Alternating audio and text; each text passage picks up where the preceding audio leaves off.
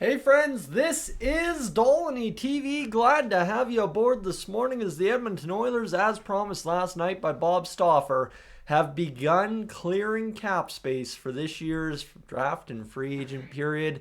Evander Kane is off to the Vancouver Canucks to be, well, a part of that team, which, again, what direction they're heading in or what they're trying to do over there on the not on the island, but on the west coast is kind of confusing. So we will not really worry about the Vancouver Canucks side too much in this video. Again, if you're a Canucks fan, thanks for tuning in. Congratulations on getting Evander Kane. If you are new to the channel, consider hitting that subscribe button as well. Would love to have you aboard as a regular viewer on the channel if you're not already. And with that, let's get to what happened this morning. About 9 o'clock from time of recording this video, about 22 minutes ago.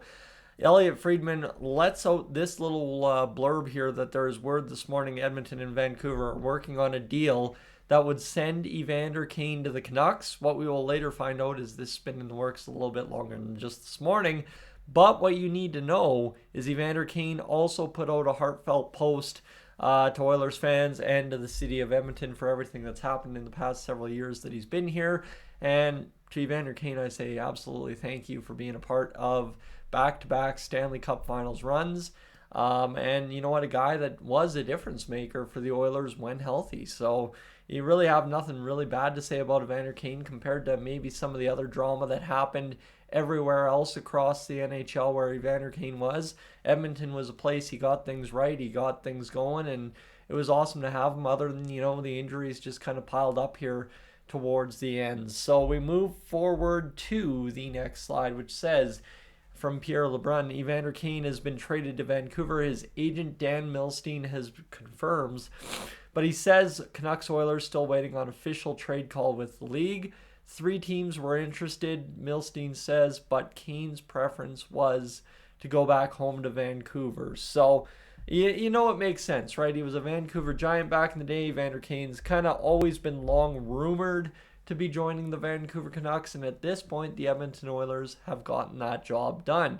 The question now becomes, what did the Oilers give up to make that happen? And the thing is, well, they didn't retain any salary. Ryan Rishaug came in pretty quickly with that as we updated the Kane to the Canucks trade.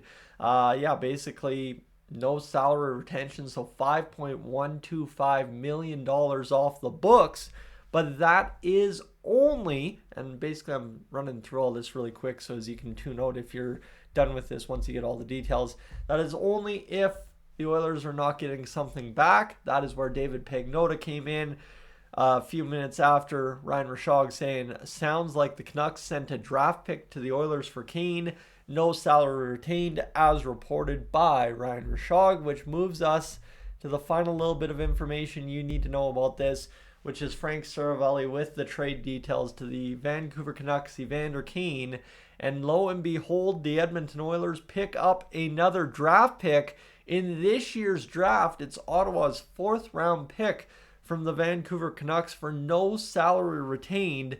And as Bob Stauffer promised us, like I said last night, the Edmonton Oilers have cleared, a ton of cap space off the books, while also acquiring a draft pick for Friday, $5.125 million off the books for the Edmonton Oilers. That is absolutely phenomenal.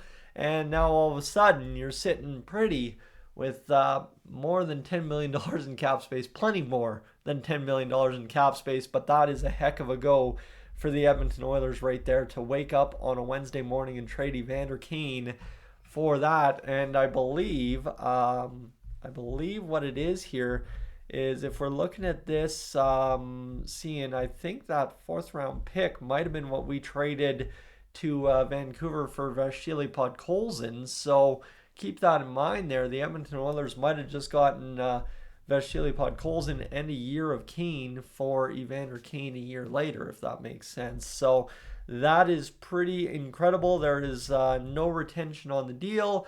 Last year of Kane's deal is next season anyway.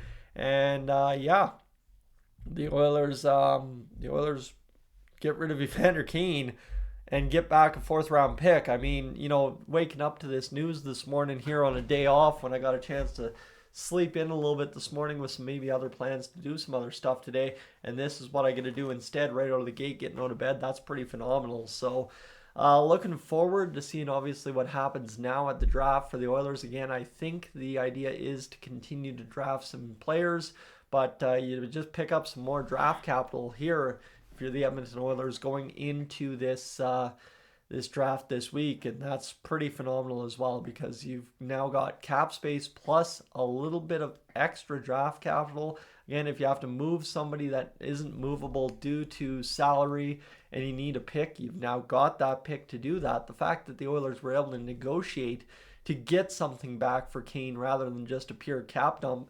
Again, I might have said to some people this past week that the Oilers shouldn't have had to pay to get rid of Evander Kane. But again, normally in the cap dump world, you're either future considerations or a 7th round pick. The Oilers legitimately got a 4th round pick. Now, that's not to sit here and downplay the player that Evander Kane can be and will be for the Vancouver Canucks if fully healthy next year. It's just to sit here and say from a pure Edmonton Oilers perspective, you're going into the summer hoping to win some trades. And I mean, unless the Vancouver Canucks dummy you in the playoffs next year, the Oilers have quite simply won this trade on day one of it. So that's phenomenal for us, and obviously it's not a bad deal for Vancouver by any means either. It's a deal that helps them out significantly. They get a impact player in the top 6 and kind of helps them start maybe building that new identity with the new coach. So we'll see what happens here for Vancouver, but yeah, it's quite a story to wake up to on a Wednesday morning in June, as the Oilers Canucks trade call on Kane expected within the hour. So maybe not 100% confirmed, but I'm going to take at his word that Frank Saravelli saying a 4th round pick and Pierre LeBrun following up as the Oilers get a 4th round pick as well. I will take that at its word. Unless something goes funky with the trade call, one would assume this is done and dusted, and the Edmonton Oilers have moved on from Evander Kane here on a Wednesday morning as we get towards free agency next Tuesday. Friends, thank you so much for being aboard. Like I said, we just got to go through the entire timeline of it. It's absolutely phenomenal that it broke down that quickly. I was kind of worried that it was going to drag out a little longer than 22 minutes, but instead things take their time rather quickly and get up and done. It's a 4th round pick for Evander Kane to the Vancouver Canucks. The Edmonton Oilers free up $5.125 million in cap space. And with that, friends, I bid you adieu here today. Again, like I said off the top, if you are new to the channel, consider hitting that subscribe button. Would love to have you aboard. And for right now, as always, I am up on out of here.